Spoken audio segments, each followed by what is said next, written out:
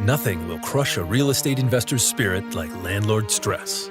The difference between being successful and miserable in managing properties is education. Welcome to Landlord University, where landlords learn. Landlord University is recorded from inside the RentPrep office, where Stephen White and Jeff Pearson share the lessons learned from working with some of the most successful landlords. Welcome to Landlord University Night School. I'm Jeff Pearson. I'm here with my co-host, Stephen White. Hello, Stephen. How are you doing this evening? Pretty good, Jeff. I bringing a topic to the discussion today about SmartMove. I'm sure a lot of listeners are familiar with it. It's a brand that, if you've ever done any kind of research on tenant screening, you've likely run across it, whether you know or not. It's a product of TransUnion, and TransUnion owns the product and controls the product, and so at some point, like it's such a huge name in the industry. At some point, you're either going to come across it or you have come across it. So I thought this would be a good opportunity to kind of break it down, dissect it, take a look at it, because we do get a ton of questions here at RentPrep about SmartMove, how it works, if it's good for you, and I think there's a place for it with some landlords. So certainly worth a discussion. Sounds good. Again, I think the most important thing to point out is SmartMove is owned by TransUnion, and because of this, they can give you access to certain information that a lot of places cannot. So primarily credit reports. And the way that SmartMove works is it works by identity authentication for the tenant. And for a lot of landlords, that becomes the downside to SmartMove, is that you have to have the tenant involved in the process for screening pretty heavily, more so than just completing an application and submitting the application. With services like SmartMove, where the tenant needs to be involved, they receive an email. Once you place your request for the background check, you have to enter in their email address. The tenant will receive the email. They have to respond to that in order for you to get the report. And in responding to it, they've got to follow a link, create an account and a profile, and answer a questionnaire. And the questionnaire is very specific to their credit. So I'm sure we've all answered these types of questionnaires at some point. It's one of those questionnaires that ask, last month you paid a car payment. Who was it to? Ford Motor Credit, Chevy, or Dodge. And you know that you drive a Ford, so you're going to select Ford, and it's going to identify, okay, this is you. So it goes through a whole series of questions that are very specific to your credit profile. Once you do that successfully, it then unlocks the credit report for the landlord to see. Because it's owned by SmartMove or by TransUnion, they're very smart. They're not going to give everybody this ability to generate and create these type of reports. So what they do in the industry is something called white labeling. And Jeff, you and I talked kind of briefly about this before we went on air here. And I know that you've got a ton of experience in online business. So if you can give us a brief explanation of what white labeling is and how it would apply to SmartMove. Sure. Well, white labeling is where a company creates a software product or software as a service product, something that people can put online and use. And one of the examples I used when we were talking about it was dating sites.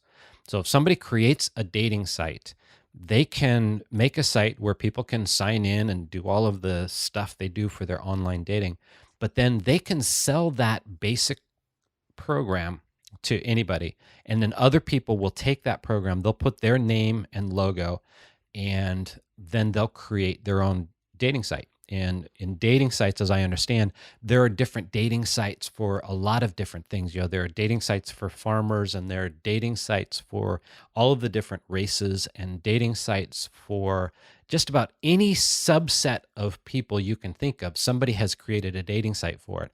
Well, what some people do is they create 5, 10, 15, 20 different dating sites, one for each of these different subcategories that they want to do. And they're just using one set of software.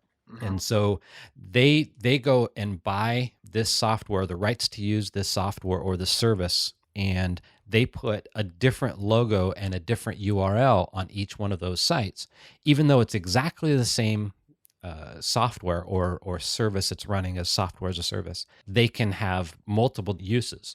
And so This is the same situation. They are essentially providing this to other companies. It's the same software, but other companies can put their own name on it. So we could go to TransUnion and license it as RentPrep, rentprepsmartmove.com, although you wouldn't use SmartMove, but we could make it a RentPrep property or a landlord university property, or you could do it completely different. But anybody, theoretically, anybody can go in, create a license with TransUnion and use SmartMove, but they would put their own name and logo on it. That's white labeling. So another good example of white labeling, I guess, to break it down in terms if somebody's not super familiar with the online world or how URLs work and site structure, just imagine a Corvette, a Chevy Corvette. You got the Corvette engine in there. You pull the top off of it. You drop a Ford Escort or whatever it is on top of it, and essentially you still have a Corvette engine just with a new body on top, and that's what white labeling is, and especially with SmartMove, where a lot of sites carry it under a different name, and the guts are just SmartMove. And like I mentioned, it's owned by TransUnion. They're smart enough to not give this thing away, or let it be rebuilt. So you're getting the information from the credit bureaus, and so they ultimately control who it is that's going to white label and who it is that's going to be reselling it, let's say, or being an affiliate of it. So Right. even if you are not familiar with the name SmartMove, if you've done tenant screening before, there's a very good possibility and a good chance that you may have actually used SmartMove unknowingly. Right. And if you've gone through that process where your tenant has to answer a questionnaire of, which of these 3 bills did you pay last month, then odds are that's the TransUnion software as a service that we know as SmartMove. Now, the downsides, like we were mentioning to SmartMove, is that the tenant is heavily involved in the process. So after the FCRA changed the rules back in 2009, they basically painted this picture that landlords were viewing, applicants' credit reports on their computer in their den after their daytime job, and now they're going to screen tenants when they get home and manage their investment properties. They've got a credit report pulled up on the computer screen, and it's minimized, and their teenage son goes on later and plays Call of Duty on his online profile, and there the credit report is minimized at the bottom of the screen. So they painted this picture where it was just totally unsecure, and landlords weren't being responsible with the information, and their home network didn't have the same security that business networks or property management companies that were running from a business location didn't have the same security elements. And so they capped it. And we've been around since 2007, so we saw kind of the heydays of credit reports, and then what we're seeing now, which is a really, really regulated area of the industry of obtaining credit reports. So the downside is you have to have the tenant pretty heavily involved. Of course, that tends to scare some tenants away and reduces your actual conversion rate, let's call it. So the amount of tenants that remain interested throughout the screening process. Some of them will drop off just because they don't feel like answering the email or doing anything additional. The upside to it is that you can get a full credit report, which is a very difficult thing to do nowadays as a landlord.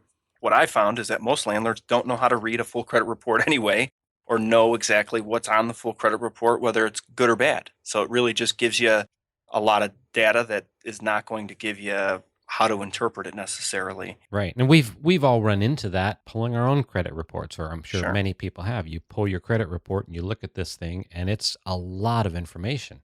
And Yeah. you look at a number at the bottom that tells you what your FICO score is, and that's about the best you can do. But if you're trying to determine that from someone else, because it's not always just about the FICO score, it's kind of important to break that down and get the details and specifics.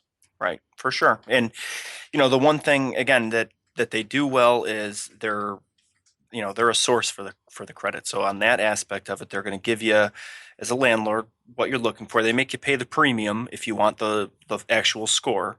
But I think for most landlords, if you're already paying the price for it, they're going to pay the extra $5 to see the full score. The downside to it, other than having the tenant heavily involved, is that the rest of it is automated. Now, for some screening, you can automate it. You can get an instant report and it be good enough. The credit report is one of the only things that you can do this with because it only comes from a few sources and it's not going to really change from day to day, or the databases should all be the same if you're getting somebody's credit report. But when it comes to information like evictions and criminal records, um, we've talked about this before. You don't want to trust an instant report because that instant report, all it's doing is pinging the database and it's returning the information to you without any type of uh, interpretation or any type of authentication. It's just giving you the information back. So, God forbid you're running Jeff Pearson, and Jeff, I don't know how common your name is, but it doesn't sound super uncommon. But Right. I gotta imagine there's a handful of Jeff Pearsons that probably live in California. So There are. Yeah. yeah, I know in just in my area code alone, there are 76 Steve Whites with the exact same spelling. Hmm. So it's a big problem, and one of them happens to be a sex offender. So Oh, no. that's an even bigger problem for It me. So, is. and I think a lot of people, have this issue nowadays where information is not stored anymore or housed by really specific identifying features like a social security number. They're now housed by name and sometimes date of birth. So those instant reports should be avoided when it comes to certain data like evictions and criminal records and judgments and liens, things like that, because the instant databases aren't going to make sure that the John Smith that they pulled records on is your John Smith Right. or has anything to do with it. So you could be wrongfully denying somebody. You can also be missing a lot of records. I've mentioned this before on the show too, that evictions are one of the most common things to not show up on a report because the court records are screwed up. We see a lot of courts that don't appropriately identify these court records as evictions, and so they never end up in the eviction database. And so people think they're because they're paying for the quote national eviction database that they're going to get everything on a national level that would have been filed as an eviction, and that's just not the case. Right. The national eviction database is only as good as the individual courts that supply the information. And there are no standards for those individual courts that say you have to do it this way or you have to do it that way. Each court does things their own way. And so in that, where and lies a huge problem, that it's just not transferring a lot of information through. So SmartMove has its pros and cons. If you're looking for a full credit solution, SmartMove is going to be one of the solutions out there for you that you're going to be looking to. The downside to it is that the only thing they offer for anything additional, other than the credit, be it the evictions and the criminal side of it, you're getting it from an instant database, which is not comprehensive and it's not complete. So definitely be aware. And you need to be prepared. If you're going to use that type of a service, you need to be prepared to make the phone calls Yeah. to validate the data and the information that's provided. It's not a turnkey solution where you put in a little bit of information, their computers send stuff to your computer, and you know everything you're supposed to know and need to know. You Right. still need to make the phone calls. And certainly RentPrep does that for you if you want to do that. But for landlords, some landlords want to use RentPrep, some don't. And if you don't understand, you need to do the legwork to protect yourself. And Yeah. you need to make the calls to the references and the employers and all of the things that need to be done to properly vet your potential tenants and make the decision as to which tenant will be best for you. Yeah. And, I think you bring up a really good point there. Any kind of disappointment that we get or feedback that we get from landlords who didn't like the service or didn't like RentPrep for whatever reason, they're usually going into it with the mindset that I'm going to pay for something that's going to do all the work for me. They're going to, I'm going to pay my $20, $30, whatever it is. And at the end of that, I'm going to come out knowing, yes, I should rent to this person or no, I shouldn't. And there is no screening service in the world that can do that. And if they claim to, be very aware because it just doesn't exist. As the landlord, you still have to do work on your end. You still have to vet them somehow, some way, even if you're using RentPrep and we're making the phone calls for you, or, we're verifying employment or any of those type of things. There's still things that you need to do as the landlord, just to kind of, that final closing step to a screening process. There's things that no screening company can do. We can't look at the applicants in person. We can't see what they look like to be able to say, what, this is a concern, or they look like a hoarder because the back of their car is completely full with junk. All we can look at is the data. And so something that I've mentioned before on the podcast, good tenant screening should always be 2 parts data, 1 part gut feeling, so that landlord still needs to do what they need to take care of that 1 part gut feeling. That's something that no screening company can do for you. Exactly. And if you're going to get to the point that you want all of that taken care of for you, that's when you hire a property management company to take care of it. Yeah, if you want complete hands off, that's the only solution for you, and let them choose who they're going to use for screening or anything like that. But I think a lot of the landlords that we're working with are ones that want to do it themselves. I think it's a misconception when they're searching for a good online screening company. There's a lot of them that claim to sort of take it from start to finish and take care of everything for them. But, as a landlord myself, I wouldn't want to let complete control of that go. I still want to be able to make the decision. I still want to be able to look at what I want to look at. I'm still going to look at Facebook. No screening company is going to do that for me. I'm still going to look, do a quick Google search just to be sure. You never know. That's right. You never know what's going to come up. So there's still going to be things that I'm doing, even though I'm getting a background check. There's going to be things outside of that background check that are going to be important for the screening process too. Exactly. And it's a really good point. Yeah. And so moving back to, on the SmartMove side, the pros would be you're able to get full credit. The cons would be you're getting it from an instant database. You don't have that same support system there. You don't have anybody that you can call and say, hey, explain this credit report to me, please. You sort of get what you get. But again, for some landlords, I think that it's a really good solution for what they're looking for. So be sure you know what it is that you want. I wrote a pretty good article on SmartMove called SmartMove an Unbiased Review. It's on RentPrep. It's on the RentPrep blog. So if you go to rentprep.com/blog, search for SmartMove, you'll be able to find it there. And I think I give screenshots and everything on step-by-step how to use SmartMove and what to expect. So if you're interested in it, check it out there. And if you're considering it, my advice would be go straight to the source. Go right straight to SmartMove versus an affiliate or a reseller. You might as well get it straight from the horse's mouth. Well, thank you very much, Stephen. I look forward to talking with you tomorrow evening. All right. Thanks, Jeff. Thanks for listening to Landlord University. And remember to visit rentprep.com/landlordu to see show notes and access free resources like forms and guides. And be sure to check out Jeff Pearson hosting his own hit podcast at thementorimpact.com.